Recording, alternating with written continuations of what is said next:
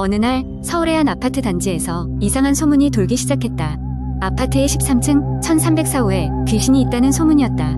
많은 사람이 이 소문을 웃어 넘겼지만 몇몇 주민들은 그 방에서 이상한 소리와 기운이 느껴진다고 했다. 특히 밤이 깊어지면 복도 끝에서부터 차가운 바람과 함께 누군가의 흐느끼는 소리가 들린다고 했다. 소문의 발단은 몇 달 전 이사온 젊은 부부로부터 시작되었다. 처음 이사 왔을 때는 아무 문제도 없었지만 시간이 지날수록 부부는 조금씩 변하기 시작했다. 아내는 자꾸 누군가의 시선이 느껴진다며 잠을 잘 수 없다고 했고, 남편은 이상한 냄새가 난다며 잠을 설쳤다. 이들은 벽에서 손자국이 나타났다. 사라진 날 이후로 더 이상 버티지 못하고 급하게 이사를 가버렸다. 새로운 입주자가 들어올 때마다 상황은 점점 더 기괴해졌다. 어떤 입주자는 밤마다 아이 울음소리에 잠을 설쳤고, 어떤 이는 거실 TV에서 꺼진 상태로 화면이 켜지더니 하얀 눈처럼 아무것도 보이지 않는 상태에서 여기서 나가라는 음성이 들렸다고 주장했다. 몇몇은 이해할 수 없는 그림자가 벽을 스쳐 지나갔다고 했고, 심지어 점점 자신을 부르는 목소리가 들려오기 시작했다는 사람도 있었다. 어느 날 그 아파트 단지의 경비원이 근무 중 복도를 순찰하다가 갑자기 정전이 되어 복도가 깜깜해졌다. 그는 당황했지만 속으로는 벌써 몇 차례 있었던 일이라 대수롭지 않게 여기며 손전등을 켜고 계단을 내려가기 시작했다. 그러던 도중 등 뒤에서 발소리가 들리기 시작했다. 겁에 질린 경비원은 뒤를 돌아보았지만 아무것도 없었다. 급히 계단을 내려가려는 순간 그의 어깨를 누군가가 잡아챈 느낌이 들었다. 놀란 경비원은 중심을 잃고 계단 아래로 굴러떨어졌다. 다음날 아침, 주민들은 경비원이 계단에서 정신을 잃은 채 발견되었다는 소식을 듣게 되었다. 이 사건 이후로 주민들은 더 이상 그 층을 지나가지 않으려 했다. 그런 와중에 용감한 고등학생 몇 명이 그 진실을 확인하겠다며 카메라와 녹음기를 가지고 1304호에 들어갔다. 그들이 방 안에 들어갔을 때 모든 것은 평범해 보였다. 하지만 문득 전원이 꺼져 있던 녹음기에서 기계음이 울리기 시작했고, 한 소녀의 음성이 들리기 시작했다. 제발 여기를 떠나지 마. 아이들은 공포에 질려 서둘러 방을 나갔다. 그날 밤 그 녹음기를 확인한 아이들은 소름 끼치는 장면을 목격했다. 녹음기 바닥에서 수많은 손이 스멀스멀 올라오는 장면이 담겨 있었고, 영상의 마지막에는 흐릿한 소녀의 모습이 보였다. 이후 1304호는 집 전체가 무용을 취급되어 폐쇄되었다. 이 일을 겪었던 사람들은 시간이 지나도 그것이 꿈인지 현실이었는지를 분간할 수가 없었고, 아파트 주민들 사이에서는 여전히 그 방에 대한 끔찍한 소문이 돌고 있다. 사람들은 아직도 가끔 13층 복도를 지나치며 그 어둠 속에서 자신을 부르는 소녀의 목소리를 듣곤 한다. 그리고 그 목소리는 점점 더 멀리 퍼지고 있다. 두 번째 이야기, 한국 인터넷에는 다양한 공포썰들이 많이 공유되곤 하는데요. 여기서 제가 하나의 긴 공포썰을 만들어 보겠습니다. 한적한 시골 마을에 살고 있던 한 여성이 있었습니다. 그녀의 이름은 민지였고, 작은 부모님과 함께 오래된 한옥에서 살고 있었습니다.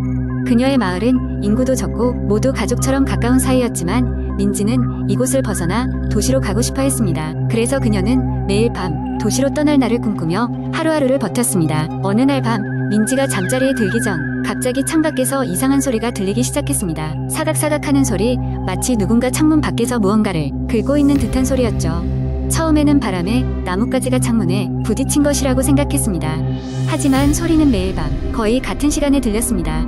점점 불안해진 민지는 부모님께 이 이야기를 했지만 부모님은 오래된 집이라 그런 소리도 나겠지라면서 대수롭지 않게 넘겼습니다. 그러던 어느 날 민지는 소리가 들리는 창문 옆에 녹음기를 설치하기로 마음먹었습니다. 그녀는 소리가 날 때마다 녹음기를 켜두었고 한 일주일 정도가 지나고 나서 그 녹음을 들어보기로 했습니다. 녹음을 듣던 민지는 흠칫 놀랐습니다. 처음에는 단순한 긁는 소리만 들리는 듯하던 소리가 점점 명확해지더니 그 속에서 희미하게 낮게 말하는 듯한 사람의 목소리가 들렸습니다. 나가고 싶어 반복되는 같은 말이었습니다. 몸이 얼어붙는 듯한 공포를 느낀 민지는 즉시 녹음을 들고 부모님에게 달려갔지만 부모님은 녹음기를 제대로 살피지도 않은 채 너무 예민하게 굴지 말고 공부에 집중하라고만 말씀하셨습니다. 민지는 더 이상 참고 있을 수 없었습니다. 뭔가 분명히 잘못되었다고 느꼈기에 그날 밤 혼자서 진실을 찾아보기로 결심했습니다. 민지는 전화기와 손전등을 들고 창문 밖에 소리가 나는 쪽으로 몰래 나갔습니다. 그녀가 창밖으로 나가 소리가 나던 쪽으로 가보자 낡은 담벼락 옆에 작은 구멍이 보였습니다. 손전등을 비춰보니 구멍 안에는 오래전 지어진 비밀방처럼 보이는 곳이 있었고, 그곳에서 기괴한 그림이 걸려 있었습니다. 그림에 그려진 것은 지금 민지가 서 있는 바로 그 위치에서의 민가 정경이었습니다. 그림에는 기괴하게 웃고 있는 얼굴들이 여러 개 그려져 있었고 그림 속에서 그 얼굴들은 모두 민지를 바라보고 있는 것처럼 보였습니다. 민지는 공포에 질린 채 뒷걸음질을 치다가 문득 발 아래에서 무엇인가 부서지는 소리를 들었습니다. 밑을 보니 그것은 예전에 만났던 마을에 실종된 사람들의 이름이 적힌 비명판이었습니다. 이 순간 민지는 이제야 모든 퍼즐이 맞춰지는 느낌이었습니다. 그녀의 마을에서는 종종 사람들이 사라진다는 소문이 돌았고 마을 사람들은 그저 타지로 갔다고 믿었지만 그게 아니었던 것입니다. 이 방은 그들을 가둬놓고 그들의 영혼을 빼앗는 장소였습니다. 그리고 그녀의 주변을 맴돌던 그 그림 속 인물들의 형상은 모두 그 희생자들의 얼굴이었던 것이죠. 급히 경찰에 신고하고 싶었지만 민지를 옥죄어오는 두려움에 그녀는 발을 뗄 수가 없었습니다. 그 순간 그림 속 인물들이 진짜로 꿈틀거리며 그녀를 잡아당기는 듯한 착각에 빠졌습니다.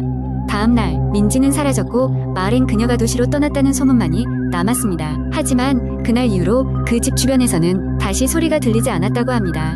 세 번째 이야기. 하루는 내가 학교에서 돌아와 평소처럼 내 방에 들어갔다. 방에 들어서자마자 뭔가 이상한 느낌이 들었다. 방 안은 평소와 똑같았지만 눈에 보이지 않는 무언가가 나를 지켜보고 있는 듯한 오싹함이 온몸을 휘감았다. 난 그 불길한 느낌을 떨쳐내려 애쓰며 책상 앞에 앉아 숙제를 하기 시작했다. 몇 시간이나 지났을까?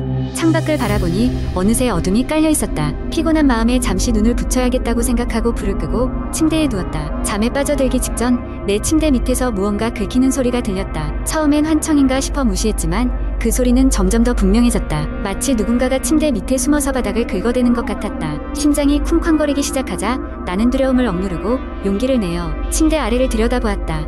하지만 어둠뿐이었다. 아무것도 보이지 않았고 소리도 멈췄다. 이상한 기분이 들었지만 무언가 잘못 들었겠지 하고 다시 침대에 누웠다. 그러나 잠을 이루지 못하고 잠시 후 이번에는 방 창문 쪽에서 흐릿한 발자국 소리가 들리기 시작했다.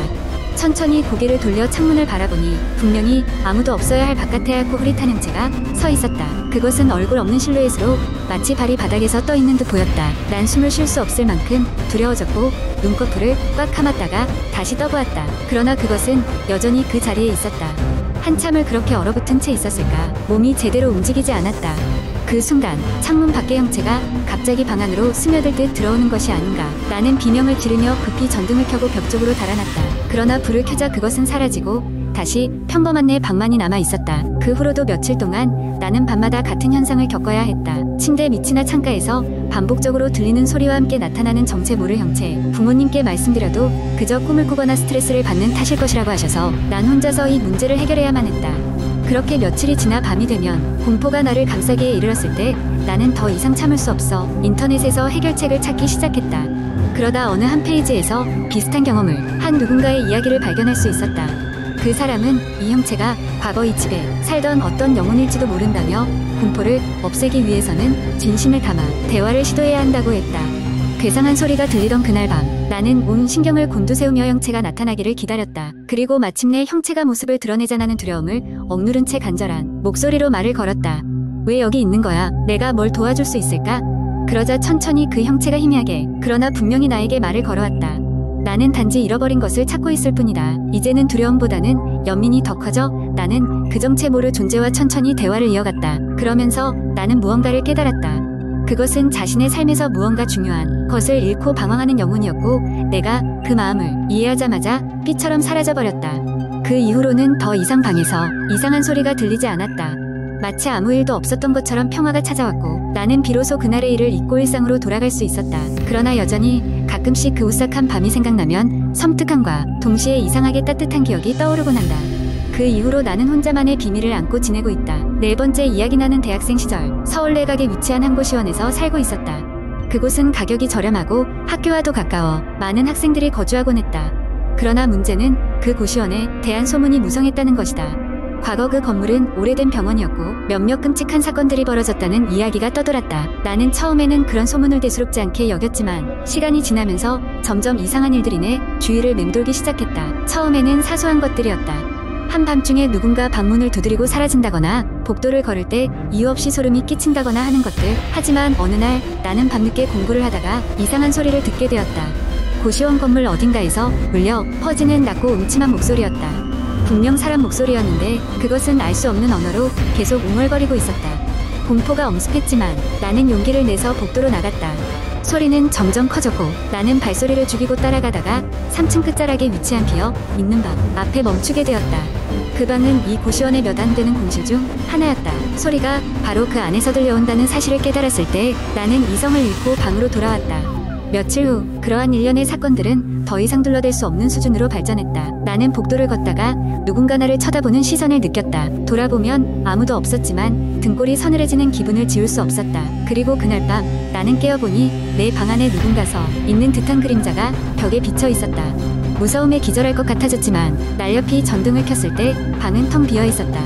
며칠 뒤 나는 고시원 매니저에게 이러한 일들을 이야기했지만 그는 단순한 잠꼬대일 뿐이라며 대수롭지 않게 여겼다. 의구심을 품은 나는 고시원 사무실에서 몰래 과거 자료를 조사하기 시작했다. 그 과정에서 나는 큰 충격을 받게 되었다. 그 방은 과거 병원 시절에 정신병동으로 사용되었고 끔찍한 실험이 이루어졌던 장소였던 것이다. 기록에 따르면 많은 환자들이 그곳에서 사망했고 종종 이상한 증세를 보였다고 적혀 있었다. 나는 이 정보를 몇몇 고시원 친구들에게 공유했고 우리 그룹은 그 방에 들어가 보기로 결심했다. 우리는 캔들 몇 개와 녹음기를 챙겨 들고 심장에 두근거림을 억누르며 방에 들어갔다. 방 안은 오래된 곰팡이 냄새로 가득했고 벽에는 무언가 갈고리로 긁어낸 듯한 흔적이 남아 있었다. 문득 우리는 방 중앙에서 이상한 냉기를 느꼈고 그곳에 녹음기를 두고 정말 조심스럽게 나왔다. 그날 밤 우리는 녹음기를 통해 충격적인 사실을 확인하게 되었다. 아무도 없는 방에서 희미한 동요 소리와 함께 도와줘 라는 여성의 목소리가 녹음되어 있었던 것이다.